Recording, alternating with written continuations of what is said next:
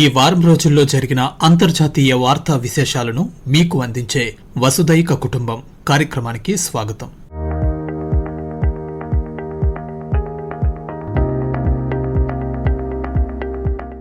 గత వారం రోజుల్లో అమెరికా ఇరాన్ దేశాల మధ్య ఘర్షణలు, గాజా యుద్ధం, రష్యా యుక్రెయిన్ సంక్షోభం, ఐరోపాలో తీవ్రమవుతున్న కార్చిచ్చులు, ఆఫ్రికాలో ఎబోలా వైరస్ వ్యాప్తి వంటి పలు అంతర్జాతీయ పరిణామాలు కీలకంగా మారాయి. వీటన్నింటి గురించి ఈనాటి మన వసుదైక కుటుంబం కార్యక్రమంలో మాట్లాడుకుందాం. అందులో ముందుగా పశ్చిమాసియాలో ఇరాన్ అమెరికా దేశాల మధ్య ఉద్రిక్తతలు గత వారం మరింత తీవ్రమయ్యాయి. ఇరాన్తో చర్చలు నిలిచిపోవడంతో అమెరికా ఆర్థిక ఒత్తిడిని మరింత పెంచుతామని హెచ్చరించింది. హార్మోజ్ జలసంధి ప్రాంతంలో అమెరికా తన నౌకాదళ నిర్బంధాన్ని అవసరమైతే నిరవధికంగా కొనసాగించగలమని తెలిపింది. అయితే మరోవైపు హార్మోజ్ జలసంధి తమ నియంత్రణలోనే ఉందని ఇరాన్ ప్రకటించింది. ఈ పరిణామాలన్నీ ప్రపంచ చమురు సరఫరాపై ఆందోళనలను మరింత పెంచుతున్నాయి.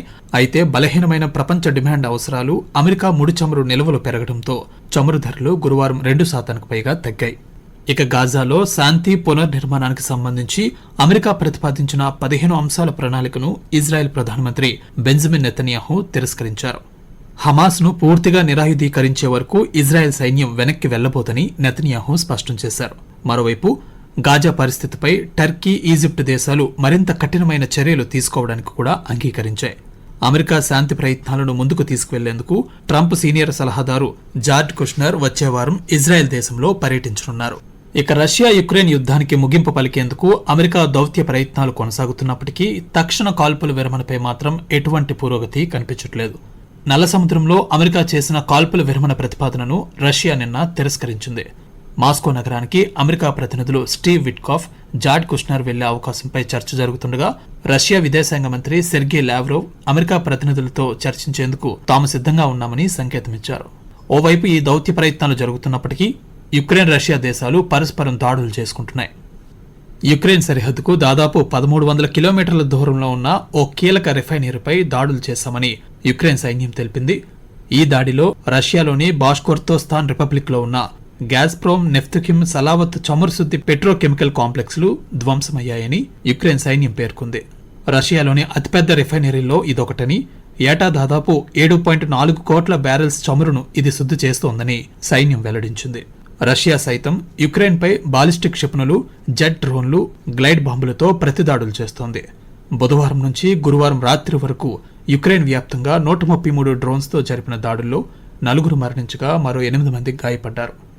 అమెరికా అధ్యక్షుడు డొనాల్డ్ ట్రంప్ 2028లో మూడోసారి అధ్యక్ష పదవికి పోటీ చేసేందుకు ఆసక్తిగా ఉన్నానని చెప్పారు. అయితే మళ్లీ ఎన్నికల్లో పోటీ చేయడానికి తనకు ఇష్టం ఉన్నప్పటికీ అమెరికా రాజ్యాంగంలోని కఠినమైన చట్టాలు అందుకు అనుమతించవని ఆయన స్పష్టం చేశారు.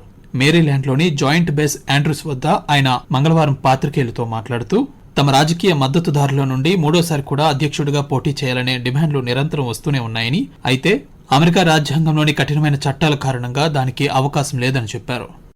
Everybody asked me that question, and you know that the law is very strong on that.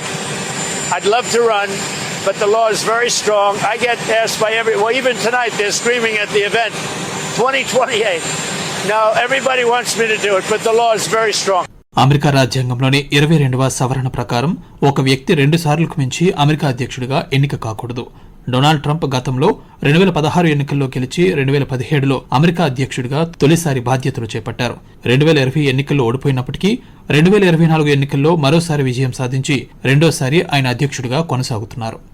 Iran అధ్యక్షుడు మసూద్ పెజెష్కియాన్ త్వరలో భారత్లో పర్యటించనున్నారు. సెప్టెంబర్లో జరిగే బ్రిక్స్ సదస్సుకు ఆయన హాజరు కానున్నట్లు సంబంధిత వర్గాలు వెల్లడించాయి. పశ్చిమాసియాలో ఉద్రిక్తతలు నెలకొన్న వేళ భారత్ అధ్యక్షతను జరిగే అంతర్జాతీయ సదస్సులో ఆయన పాల్గొనడం ప్రాధాన్యం సంతరించుకుంది. 2024 అక్టోబర్లో రష్యాలో జరిగిన బ్రిక్స్ సదస్సు సందర్భంగా భారత ప్రధానమంత్రి నరేంద్ర మోదీతో ఇరాన్ అధ్యక్షుడు సమావేశమయ్యారు. ద్వైపాక్షిక సంబంధాలు, ప్రాంతీయ అంశాలపై ఈ సందర్భంగా చర్చించారు. ఇక బ్రిక్స్ కూటమిలో 2024లో ఇరాన్తో పాటు ఈజిప్ట్, ఇథియోపియా, యుఏఈ దేశాలు చేరాయి. గతేడాది ఇండోనేషియా కూడా చేరింది. దీంతో ప్రస్తుతం పూర్తిస్థాయి సభ్య దేశాల సంఖ్య 11కు పెరిగింది. తైవాన్ హాన్ కువాంగ్ పేరిట ఆ దేశ జాతీయ రక్షణ విన్యాసాలు నిర్వహించడంపై చైనా తీవ్రంగా స్పందించింది. ఈ సైనిక విన్యాసాలను చైనా రక్షణ మంత్రిత్వ శాఖ వృధా ప్రదర్శనగా అభివర్ణించింది. చైనా నుంచి ఎదురయ్యే సైబర్ కమ్యూనికేషన్ ముప్పులను దృష్టిలో ఉంచుకుని ఇంటర్నెట్ బ్లాకౌట్ పరిస్థితిని అనుకరించే విన్యాసాన్ని తైవాన్ నిర్వహించింది. సముద్రగర్భ కేబుళ్లకు నష్టం కలిగితే సమాచార వ్యవస్థలు ఎలా పనిచేస్తాయనే అంశాన్ని ఈ విన్యాసంలో పరీక్షించారు. అయితే తైవాన్పై చైనా సైనిక ఒత్తిడి పెరుగుతోందని అమెరికా కూడా ఆందోళన వ్యక్తం చేసింది. ఐరోపాలో ఈ వారం భారీ కార్చిచ్చులు అనేక దేశాలను ప్రభావితం చేశాయి. క్రొయేషియాలోని ఓమిష్ ప్రాంతంలో అగ్నికీలలు ఇళ్లకు, పర్యాటక ప్రాంతాలకు చేరడంతో సుమారు 1200 మందిని సురక్షిత ప్రాంతాలకు తరలించారు. ఇక గ్రీసులోనూ మంటల కారణంగా ప్రజలను సముద్ర మార్గంలో తరలించాల్సిన పరిస్థితి ఏర్పడింది. ఫ్రాన్స్, జర్మనీ, బ్రిటన్ సహా పలు దేశాల్లో అగ్నిమాపక సిబ్బంది తీవ్రంగా శ్రమిస్తున్నారు. అధిక ఉష్ణోగ్రతలు, పొడి వాతావరణం, తక్కువ వర్షపాతం కారణంగా అడవులు అత్యంత మండే పరిస్థితిలోకి చేరాయని అధికారులు చెబుతున్నారు. ఇక జపాన్ దేశంలో గత వారం రోజులుగా భారీ వర్షాలు కురుస్తున్నాయి. టోక్యో సమీపంలోని నరిటా అంతర్జాతీయ విమానాశ్రయ ప్రాంతంలో రికార్డు స్థాయి వర్షపాతం కారణంగా వేలాది మంది ప్రయాణికులు చిక్కుకుపోయారు. భారీ వర్షాలు, వరదల కారణంగా రవాణా వ్యవస్థలు ఆ దేశంలో తీవ్రంగా దెబ్బతిన్నాయి. ఈ వర్షాల ధాటికి పలు చోట్ల ప్రాణ నష్టం కూడా నమోదైంది. వాతావరణ మార్పుల నేపథ్యంలో తక్కువ వ్యవధిలో అత్యధిక వర్షపాతం నమోదయ్యే ఘటనలు పెరుగుతున్నాయని నిపుణులు హెచ్చరిస్తున్నారు. ఆఫ్రికా దేశమైన జింబాబ్వేలోని కరిబా సరస్సులో దాదాపు 120 మందితో ప్రయాణిస్తున్న ఫెర్రీ బోట్ బుధవారం మునిగిపోయింది. ఈ ప్రమాదంలో 44 మంది మృతి చెందారని, మరో 27 మంది గల్లంతైనట్లు అధికారులు వెల్లడించారు. ఆ పడవలో 114 మంది ప్రయాణికులు, 5 మంది సిబ్బంది ఉన్నట్లు అధికారులు ప్రాథమికంగా వెల్లడించారు. ఈ ప్రమాదంలో 77 మంది ప్రాణాలతో బయటపడి సరస్సులోని ఒక చిన్న ద్వీపానికి చేరుకోగా వారిని తీసుకొచ్చేందుకు బోట్లను పంపించారు. జింబాబ్వే, జాంబియా దేశాల సరిహద్దులో ఉన్న కరిబా సరస్సు ప్రపంచంలోనే అతిపెద్ద మానవ నిర్మిత సరస్సు. ఈ ప్రాంతంలో గ్రామీణ ప్రజలు కరీబా పట్టణానికి చేరుకోవడానికి ఈ ఫెర్రీని ఉపయోగిస్తారు. ఇక మరో దేశమైన డెమోక్రటిక్ రిపబ్లిక్ ఆఫ్ కాంగోలో ఎబోలా వ్యాధి వ్యాప్తి మరింత విస్తరించింది. ఆ వ్యాధి ఇప్పుడు 6వ ప్రావిన్స్ కు చేరడంతో పొరుగున ఉన్న దక్షిణ సూడాన్ కు కూడా వ్యాప్తి చెందే ప్రమాదం ఉందని ఆరోగ్య శాఖ అధికారులు ఆందోళన వ్యక్తం చేస్తున్నారు. ప్రస్తుత వ్యాప్తి ఆ దేశ చరిత్రలో అత్యంత తీవ్రమైన ఎబోలా వ్యాప్తిగా మారే అవకాశం ఉందని నివేదికలు పేర్కొంటున్నాయి. ఆగస్టు మధ్య నాటికి వేలాది కేసులు నమోదయ్యాయని, 2000కు పైగా మరణాలు సంభవించినట్లు తాజా నివేదికలు వెల్లడిస్తున్నాయి. వ్యాధి ప్రభావిత ప్రాంతాల్లో ప్రజల రాకపోకలు, ఆరోగ్య సిబ్బందికి భద్రత, వైద్య వనరుల కొరత ప్రధాన సవాళ్లుగా మారాయి. సూడాన్ దేశంలో సైన్యం, ర్యాపిడ్ సపోర్ట్ ఫోర్సెస్ మధ్య ఘర్షణలు కొనసాగుతున్నాయి.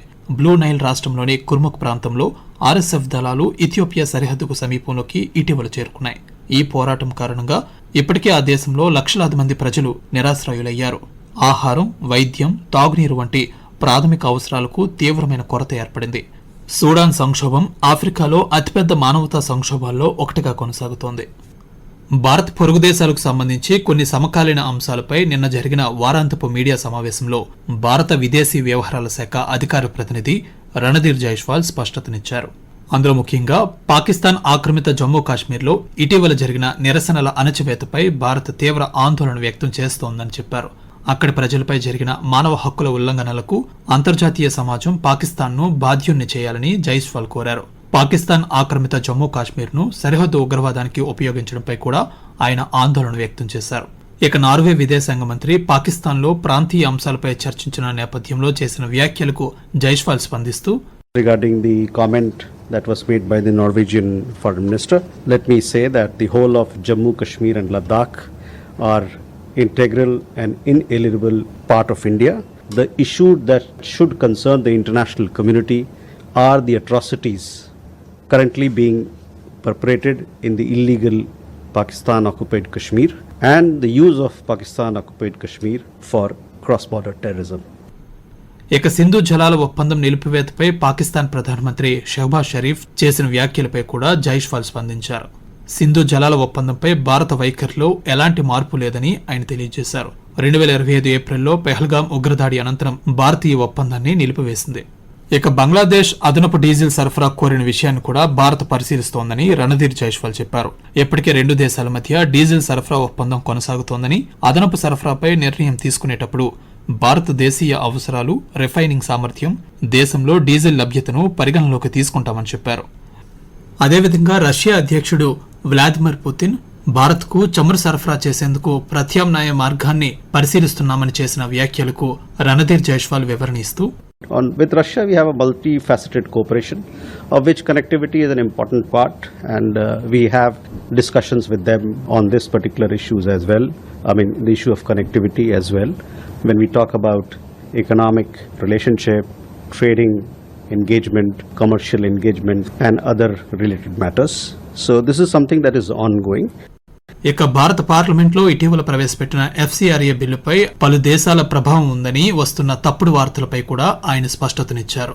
Matters concerning India are our own, and let me reiterate again that legislative matters concerning India are our own internal matters on which the Parliament of India is there to decide, and only Parliament of India is there to decide. I would also urge you that you should disregard mischievous and misleading reports on this particular issue. సరిహద్దు భద్రత, ఉగ్రవాద కార్యకలాపాల విషయంలో పాకిస్తాన్, ఆఫ్ఘనిస్తాన్ దేశాల మధ్య గత వారం రోజుల్లో ఉద్రిక్త పరిస్థితులు నెలకొన్నాయి. ముఖ్యంగా పాకిస్తాన్లో జరుగుతున్న ఉగ్రదాడులకు ఆఫ్ఘనిస్తాన్లోని తెహ్రీక్-ఈ-తాలిబాన్ పాకిస్తాన్ టీటీపీ స్థావరాలు, ఆశ్రయాలే కారణమని పాకిస్తాన్ ఆరోపిస్తోంది. అయితే ఆఫ్ఘనిస్తాన్ మాత్రం ఈ ఆరోపణలను ఖండిస్తూ తన భూభాగాన్ని పాకిస్తాన్పై దాడులకు ఉపయోగించేందుకు అనుమతించడం లేదని చెబుతోంది. ఈ సమస్యే ఇరు దేశాల మధ్య గత కొన్ని నెలలుగా కొనసాగుతున్న సైనిక ఉద్రిక్తతలకు ప్రధాన కారణంగా ఉంది. ఈ నేపథ్యంలో చైనా పాకిస్తాన్కు భద్రతా సహకారాన్ని మరింత బలోపేతం చేయడానికి ముందుకొచ్చింది. పాకిస్తాన్, చైనా అధికారులు ఆఫ్ఘనిస్తాన్ నుంచి ఎదురవుతున్న ఉగ్రవాద ముప్పుపై చర్చించారు. ముఖ్యంగా టీటీపీతో పాటు ఈస్ట్ టర్కిస్తాన్ ఇస్లామిక్ మూవ్మెంట్ వంటి మిలిటెంట్ సంస్థల కార్యకలాపాలపై సమన్వయం పెంచుకోవాలని నిర్ణయించారు. ఇలా ఆగస్టు 2వ వారాన్ని గమనించినట్లయితే తైవాన్ చుట్టూ చైనా సైనిక ఒత్తిడి, హార్మౌజ్ జలసంధిలో అమెరికా, ఇరాన్ ఉద్రిక్తతలు, పాకిస్తాన్, ఆఫ్ఘనిస్తాన్ సంబంధాల్లో కొనసాగుతున్న భద్రతా సమస్యలు ఆసియా ప్రాంతంలో భౌగోళిక రాజకీయ పరిస్థితులను సంక్లిష్టం చేస్తున్నాయి. ముఖ్యంగా తైవాన్ సమీపంలో సైనిక విన్యాసాలు, సముద్ర గర్భ కమ్యూనికేషన్ కేబుళ్ల భద్రతపై వస్తున్న ఆందోళనలు, భవిష్యత్తులో డిజిటల్ భద్రత కూడా జాతీయ భద్రతలో కీలక అంశంగా మారబోతోందని నిపుణులు ఆందోళన వ్యక్తం చేస్తున్నారు.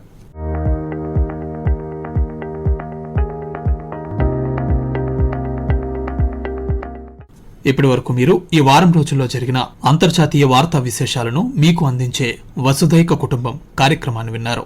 రచన, వ్యాఖ్యానం డివి సత్యనారాయణ. సమర్పణ ప్రాంతీయ వార్తా విభాగం, ఆకాశవాణి విశాఖపట్నం కేంద్రం. వెలువడింది ఆకాశవాణి విజయవాడ కేంద్రం నుండి.